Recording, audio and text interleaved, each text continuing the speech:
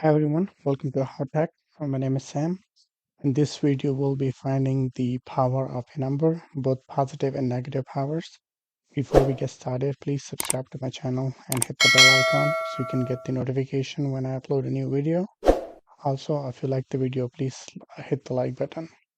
To get started, we'll use equal power, then we'll add the base number. So here the base number is 11, but instead of uh, hard coding the number, we'll just select the cell. So it will be A2 and then comma and then whatever the power we want to find. So here I'll just put 3 because we want to find the power of 3 and then close parentheses and then tab.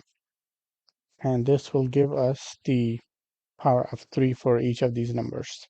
We can also find the power of 5 and then tab, so it will update whatever the number are. It will does all the calculation for you. So and let's do 2, not 21. So what it does is multiply this number uh, by this number the first time, and then so the way it works is it will multiply 11, then multiply 11 uh, by 11, and then multiply whatever their product is by 11, and that's how it goes.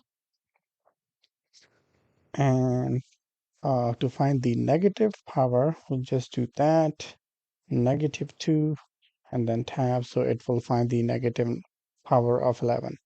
So you can find both positive powers and negative power using the power formula. This is all for this video. Please subscribe to my channel and hit the like button if you like this video. Thank you.